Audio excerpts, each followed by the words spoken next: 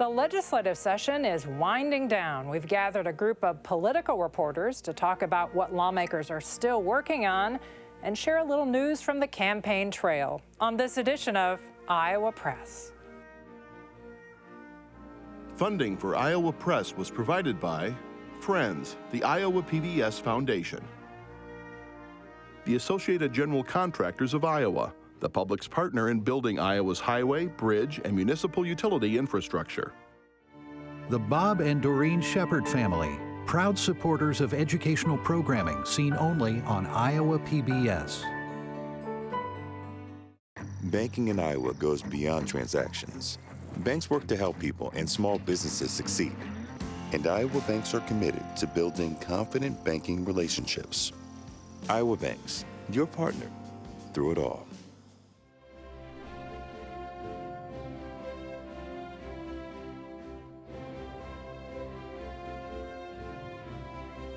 For decades, Iowa Press has brought you political leaders and newsmakers from across Iowa and beyond, celebrating more than 50 years on statewide Iowa PBS. This is the Friday, April 17th edition of Iowa Press. Here is Kay Henderson. It's sometimes said that a legislative session is a bit like a roller coaster ride. There are highs, lows, sometimes things turn upside down, and there are some rapid falls. We're going to talk about what's going on at the legislature, and maybe we'll have some insight on the roller coaster ride that is the 2026 Iowa General Assembly with these gentlemen who've joined me at the Iowa Press table. They are Stephen Gruber-Miller. He is the Capitol Bureau Chief for the Des Moines Register. Dave Price is Iowa Political Director for Gray Media. And Erin Murphy is the Des Moines Bureau Chief for the Gazette in Cedar Rapids. Stephen, this past week, there were some fundraising reports for federal candidates. What's going on in Iowa's U.S. Senate race? That's right. Well, we are really neck and neck with the Democratic primary race between State Representative Josh Turek and State Senator Zach Walz. They both raised $1.1 million in the last quarter. Turek was $222 ahead of Walz. So if you're looking for a front runner, you're not going to find it among the campaign finance reports. Walz has a little more money on hand, $1 million to $750,000 for Josh Turek.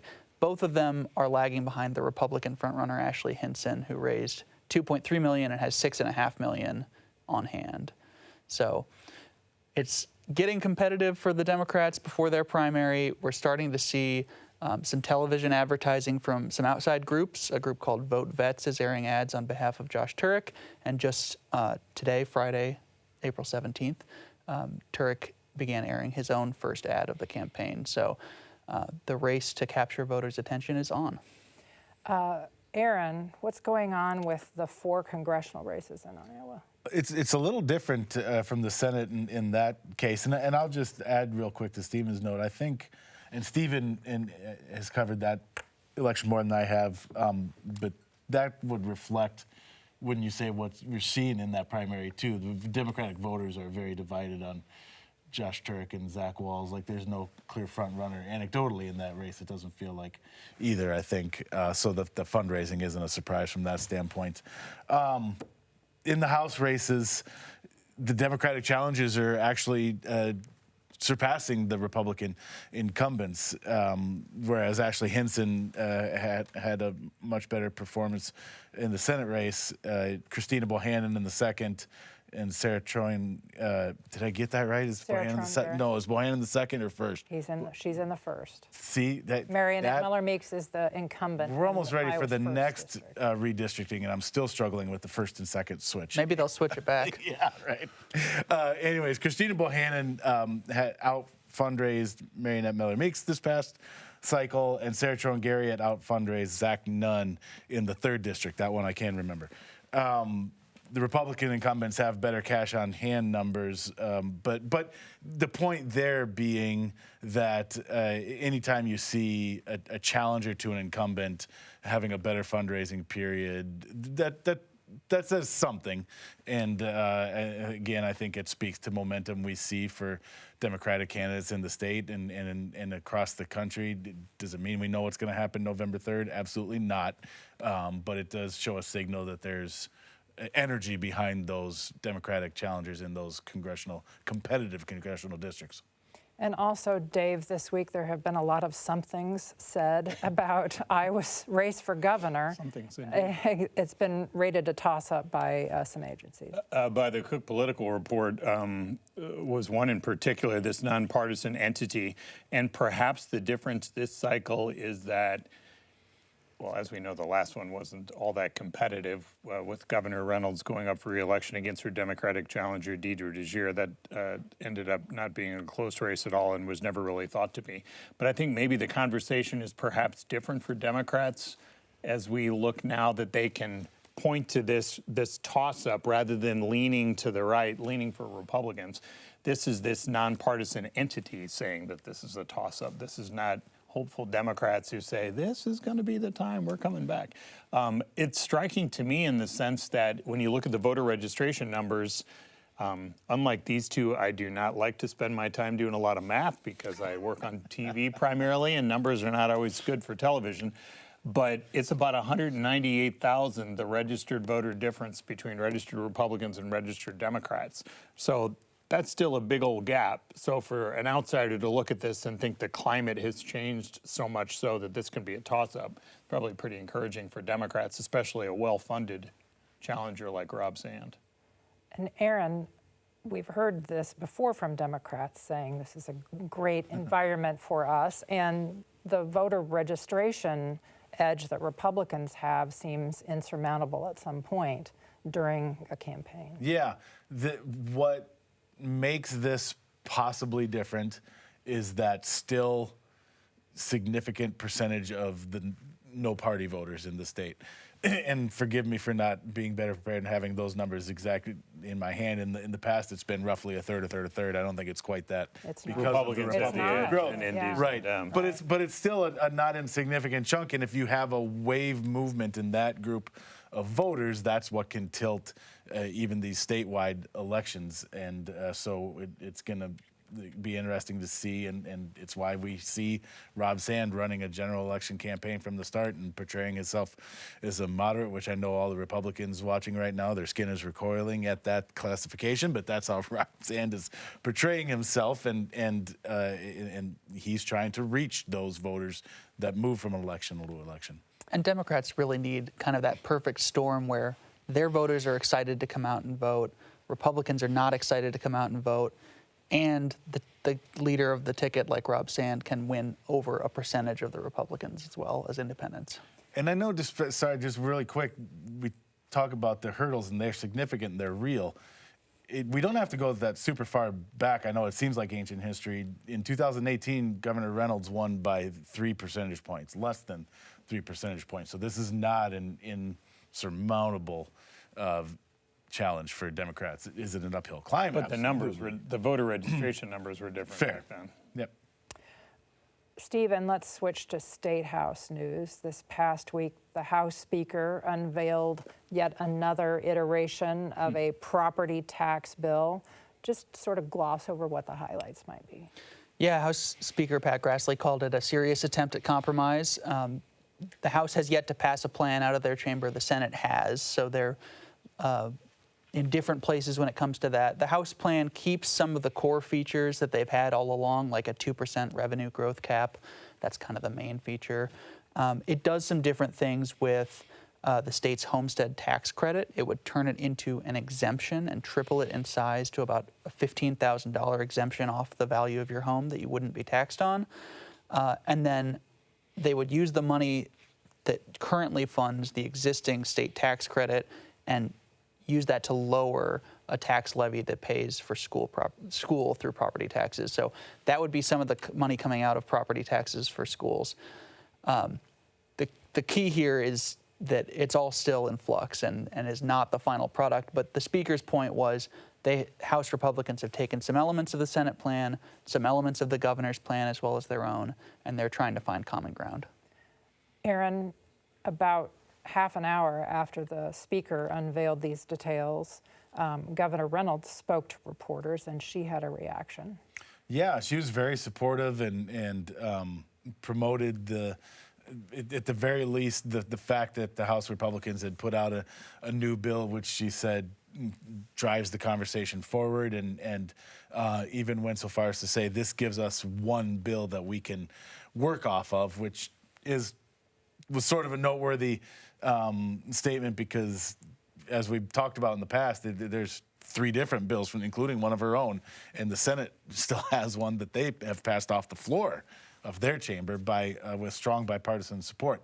So it felt like, and this is a vibes thing. This isn't anything that Governor Reynolds said directly, but it very much felt like she was sort of throwing her support behind this proposal, and while saying all along there's still going to be negotiations and we're going to have to come together to an agreement. But she was very enthusiastic about the House bill. Well, one thing it does not include that's in the Senate bill that passed last week is a gas tax increase. Mm-hmm. And we also heard from the chairman of the Senate Ways and Means Committee, Dan Dawson, who's sort of the main architect of the Senate plan, not terribly enthusiastically about the House plan. Still feeling good about the Senate Republicans. He pointed out that vote I talked about, 41-4 vote for the Senate plan in the Senate, and you had a Democratic Senator, Tony Biscignano of Des Moines, get up in the debate on that bill and talk about how much he liked it, and he liked the work that Dan Dawson was doing. So, yeah, interesting days ahead on this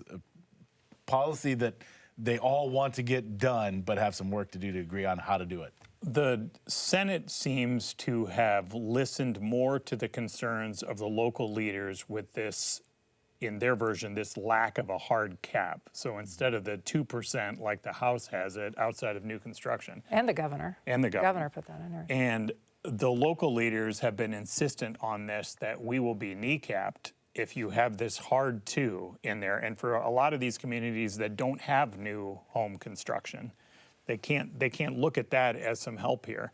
That's one of the bigger ones. I'm wondering how that plays out, because it seemed like Speaker Grassley, in this new iteration, as you called it, they're still insisting on that. Now, maybe there's some kind of middle ground there that you can figure out working in with inflation or whatever, but that's a hard one for these locals. They don't want that part. Well, and there's no special break for seniors on the House side. And I'm sorry, really quick, that's why the gas tax is in there too, yeah. as an aid to help local governments have that funding. Which didn't seem like the House is all that jazzed about. No. There was another tax issue that was discussed this week. The House passed a bill that would provide a sales tax break to the project to sort of re-up the Dwayne Arnold energy, plug it back in, which is Iowa's only nuclear power plant that went offline in 2020 during the derecho, and they're trying to bring it back up. Also, this tax break would be available to these small modular nuclear reactors that people have talked so much about as the next wave of what happens in nuclear energy development. So what's going on there? It's pronounced nuclear, first of all. Yeah, that was a lopsided vote, 94-1, right, in the House. And there is a news conference on Monday in Hiawatha. Next Era Energy is the company that is trying to bring that facility back online in Palo. And I believe their plans are, the hope is that to get it back going in 2029. And they did work out this sunset clause, this 25-year sunset clause in the House version, and they have that clawback provision in there too. So if there's basically no discernible progress and this sucker's not going in like 12 and a half years, then you have to pay some of this back. Mm-hmm. The Governor House also has a nuclear task force that will be issuing a report in July, so legislators aren't going to be acting on that. But one of the interesting things that they heard last week from a U.S. energy official is that it's the state level incentives that help the construction, and then it's the federal tax breaks that help the ongoing operation once the thing is up and producing energy. So let's shift to another tax issue that's been up at the State House, especially this past week, a tax on vape products. And if you don't know what vaping is, it's an alternative to smoking cigarettes. And we've seen a few different bites at this apple this session, some earlier ones that would have increased the sales tax on these products by much more. Ultimately, were not successful.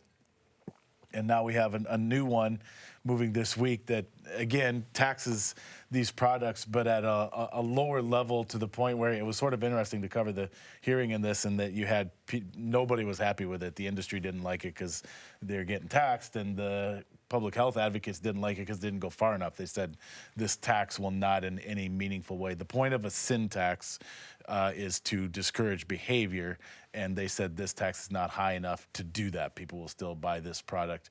This isn't enough to scare them off of that. So it'll be interesting to see if that bill moves at all, if that tax gets increased at some point along the way. The other interesting thing about this is we started off the session and Governor Reynolds proposed an increase to the cigarette tax. Mm-hmm. And there are some lawmakers and the public health groups calling for a much larger increase to the cigarette tax. Those don't appear to be going anywhere. And so this very small tax on vapes and other nicotine products that are not cigarettes seems like the only feasible policy with a chance of passage. And I think it would raise about $15 million. And the Senate's alternative would take up to $3 million of that and funnel it to pediatric cancer research. Whereas in the House, you and I, Stephen, heard a debate in the House Appropriations Committee last night. They are just actually appropriating $3 million for that research in one of the budget bills that they're preparing in the Iowa House. Also in that same, I'm sorry. No, I was just going to say real quick to that, I saw one of my favorite ever lobbyist declarations in all my time now covering this, and I just mentioned none of the public health bills are for this because they say the tax is so low. And I forget the organization now, but they had, a comment attached to their opposition said, but we support pediatric cancer research. Exactly. Well, in the House Appropriations Committee on Thursday early evening, they had a debate about a bill that had already cleared the House Human Services Committee and sort of failed to meet a parliamentary deadline earlier in the year. Yeah, as you're alluding to, this was not a bill dealing with appropriations. It's a bill that deals with abortion medication and requires people to have an in-person appointment with their doctor to receive that medication instead of being able to get it through the mail. So this is something House Republicans had tried to move earlier in the year. They had passed it out of a committee. They had never taken a floor vote on it, which made it fail that deadline. So now they're bringing it back through this alternative means. So it's something that House Republicans and Senate Republicans, to an extent, have an interest in. They want these restrictions on, they call it the black market, but just requiring more stringent checkups and rules governing medication abortions. The hang-up in the House was that there is a Republican representative who had attached an amendment to the bill back when it was eligible for debate that would have criminalized all abortions and made it, put it under the homicide chapter for doctors or women who have abortions. And they didn't seem to want to take a vote on that amendment, which would have been necessary to act on it in some way to get to the bill that they wanted to do. So that may be an obstacle in the future. Or may not. Anybody think it will not be an obstacle? Well, I mean, that's the decision. Yeah, that's the decision that the one leadership office in particular is having right now. I don't have any insight, but it's. We asked him about it this week at the Capitol, and the answer, Speaker Grassley's answer to that was pretty vague. It's clearly something we're going to have a discussion about and decide what to do. And the legislator who has sponsored this amendment is not running for re-election. Mm-hmm. He believes very deeply in this policy, so I think it's unlikely that he would refuse to, voluntary withdraw. Yeah. Which puts them in a conundrum in an election year for a vote they likely don't want to take. It appears as if legislators do not have a conundrum about the budget. I know. It appears that it's just coming together rather easily, which seems unusual given the budget realities, Dave. And you could have just jinxed it. Hopefully not. Okay, great. But yes, their numbers are not far apart, really, the three entities at all. And this, historically, we could, if we thought really hard, could probably come up with years where they really had to fight like crazy to come to some kind of agreement, and it dragged out the session. But it just seems more likely it's property tax that's really gumming things up, and the budget they'll just figure out because they're not far apart. Stephen, as I mentioned a few minutes ago, we were in the House Appropriations Committee, and Democrats make the argument that this budget is really not balanced, and you had the chair of the House Appropriations Committee, Republican Gary Moore, respond to that forcefully. Yeah, the Republicans are in an interesting position because they're currently spending more than the state is taking in for revenue on an annual basis. But they've saved up money into the Taxpayer Relief Fund, about $4 billion there, additional money in the state's ending balance and reserves. And so their argument is, we cut your taxes, so there's less revenue coming in, but we think the economy will grow and revenues will come back up. And so in the meantime, we're spending down some of our savings. The Democrats are saying that's irresponsible. They are quoting back the Republicans' line that you shouldn't use one-time money for ongoing expenses. So they sort of got into it in the committee meeting, right? Because the Republicans feel like they've been very clear about their plan to do it this way, and the Democrats are constantly criticizing them of mismanaging the budget. And I wonder why they would do that in an even-numbered year. That we'll just leave that for another episode of Iowa Press. Turning to a couple of the governor's proposals that she made at the beginning of the year, she again asked legislators to make the pill available over the counter. That's not going to happen. She made an immigration proposal that's been sort of up in the air and included in one proposal and not in another. Stephen, what can you say about some of the governor's proposals, even her Make America Healthy Again Iowa version? Yeah, some of these are sort of up for negotiation, right? So we know there's negotiations happening between the House and Senate on the Make America Healthy Again bill, which does all sorts of different things. That's just a nice catch-all, but it includes language requiring the state to continue seeking a healthy foods waiver for SNAP. It would allow ivermectin to be sold over the counter. It has some other rules for schools with dealing with screen time and nutrition and food dyes. And it originally had the tax increase on cigarettes in it. And it originally had that, They but it took was it out. removed pretty quickly in the process. So they're negotiating those details. Also under negotiation is the immigration plan. It seems like they will get to some sort of agreement on both of those. I mean, maybe I've jinxed it now, but they're still having those conversations and moving towards a deal on those particular policies. Well, they did this week act finally on a proposal that actually came from the Iowa Motor Truck Association, which requires an English proficiency test for truckers and adds new state penalties if a trucker is pulled over and is not able to converse with the officer easily in English. And also the employer of that trucker would get a $10,000 fine. There are some other immigration-related issues for educators and in other elements of other bills as well. Yeah, this is part of a kind of a broad theme that we've seen in a number of bills, as you said, this session, and part of it is just the focus on immigration among conservatives in the Republican Party, and then we also have when you speak about the education one specifically, the issue with the former Des Moines Public Schools superintendent here that was arrested on federal immigration and gun charges, and so there's been a focus on verifying citizenship at various stages, whether it's when applying for a job, when voting, those sorts of things. And that's kind of a, I don't want to say a mess, but we're going to have to see a conference committee where basically you have the Senate on one side, the House on the other side, sort of insisting their ways what they want, and they're refusing to solve this on their own. So they each pick their representatives to go sit in a room in a conference committee and try to work this out.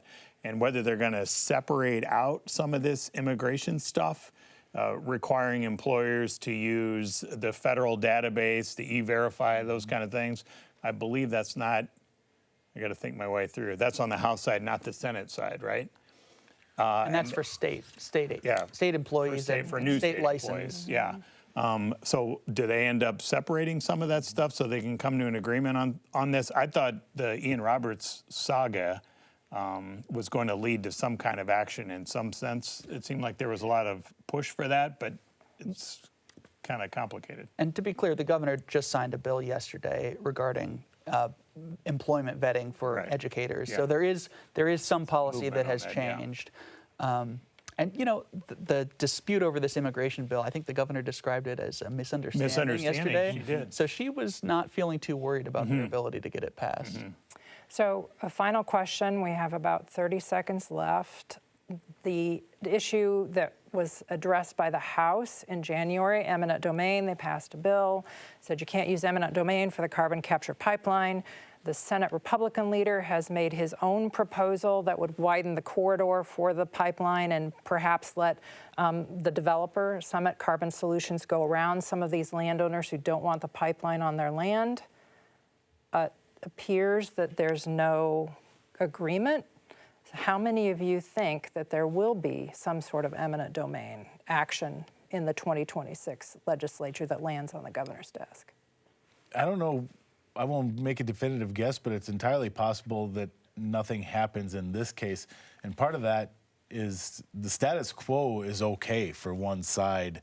It's not like property taxes where they have different disagreements, but both really want to get a bill done. In this case, one side's fine if a bill doesn't get done. And I have to get done with this conversation because we're out of time. Thanks for joining us today. You may watch other episodes of Iowa Press at iowapbs.org. For everyone here at Iowa PBS, thanks for watching today.